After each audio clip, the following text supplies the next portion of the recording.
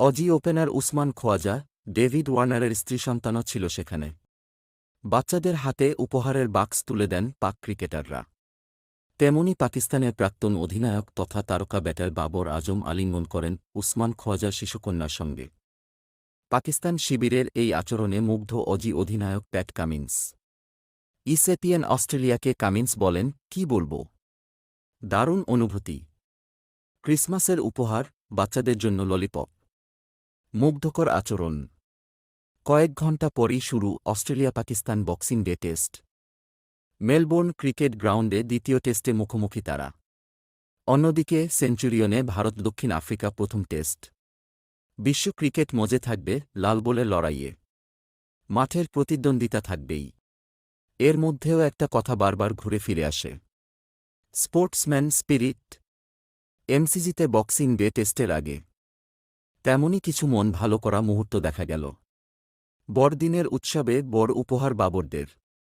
ঐতিহ্যবাহী Melbourne cricket গ্রাউন্ডে অস্ট্রেলিয়ার বিরুদ্ধে দ্বিতীয় ম্যাচে নামছে পাকিস্তান। চোট আঘাতে জর্জরিত পাক শিবির। অস্ট্রেলিয়া চনমনে মেজাজে। পাকিস্তান ক্রিকেট টিমের আচরণে মন আরও ভালো হল অজি শিবিরের। বড়দিনের উৎসবের মেজাজে মেতে বিশ্ব। তেমনি অস্ট্রেলিয়াও। প্যাট কামিন্স, উসমান খোয়াজাদের নেটে বড়দিনের উপহার নিয়ে হাজির পাকিস্তানের ক্রিকেটার, কোচ এবং সাপোর্ট স্টাফরা। অজি ক্রিকেটারদের পরিবারও ছিল সেখানে। পাকিস্তানের নতুন টেস্ট অধিনায়ক শান মাসুদকে দেখা যায় উপহারের বাক্স নিয়ে অস্ট্রেলিয়া নেটে। সঙ্গে ছিলেন বাবর রাও। Aussie opener Usman Khawaja, David ওয়ার্নারের স্ত্রী সন্তানও ছিল সেখানে। বাচ্চাদের হাতে উপহারের বাক্স তুলে দেন পাক ক্রিকেটাররা। তেমনি পাকিস্তানের প্রাক্তন অধিনায়ক তথা তারকা ব্যাটার বাবর আজম আলিঙ্গন করেন উসমান খোয়াজার শিশুকন্যার সঙ্গে। পাকিস্তান শিবিরের এই আচরণে মুগ্ধ অজি অধিনায়ক প্যাট কামিন্স। ইসিএপিএন অস্ট্রেলিয়াকে কামিন্স বলেন, "কি বলব? দারুণ অনুভূতি। ক্রিসমাসের উপহার, বাচ্চাদের জন্য ললিপপ। মুগ্ধকর আচরণ।"